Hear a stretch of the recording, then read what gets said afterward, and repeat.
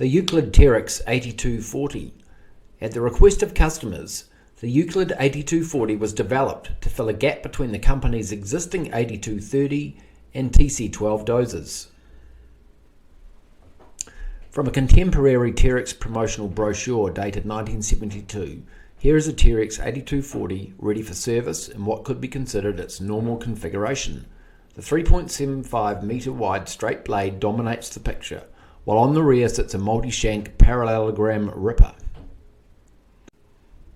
Although of poorer quality, this image is of the first Euclid branded 8240 to be delivered in New Zealand in 1968. Bought by Phillip Construction, it is shown at work on the Kapuni natural gas pipeline job, with no less than John Phillip himself at the controls.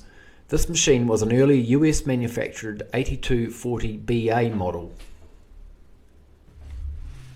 Normally employed at his Plympton Wellington quarry pushing out overburden, Jim Carson's Terex 8240 is seen here doing some road widening on the Haywoods Hill Road that connects the Hutt Valley to the Kapiti coast. The photo was taken in 1973. John Feast was a loyal Euclid Terex user over the years and owned this Terex 8240 DA model, seen here ripping in windy conditions at the Kingston Heights subdivision in Wellington in October 1973. This was one of several Terex 8240 DAs owned by New Zealand Forest Products.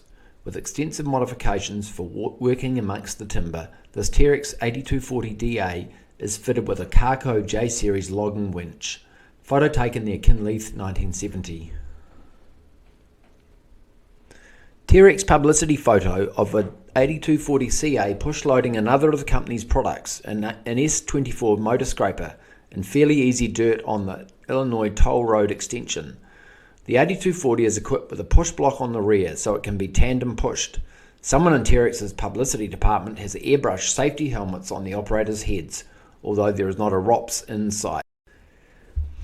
H. Allen Mills was another repeat buyer of Terex equipment, including this Terex 8240 DA seen working at the Mangapoiki No. 2 Dam in the Gisborne region. Fitted to the rear of the machine is a Garwood 241 double drum cable control, as this tractor usually towed a scraper, just out of frame to the right.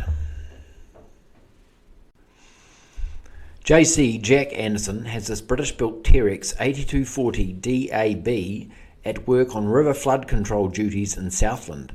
The Andersons were yet another loyal repeat user of Euclid and later Terex equipment.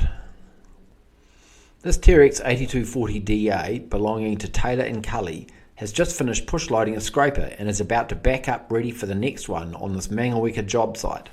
It has a standard straight blade and a locally built stand-in multi-shank parallelogram ripper on the rear.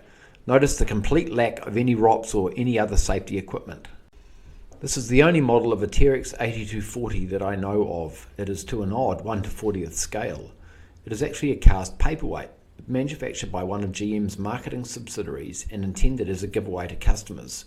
Fingers crossed that some manufacturer realises this hole in the historic tractor model universe requires rectifying.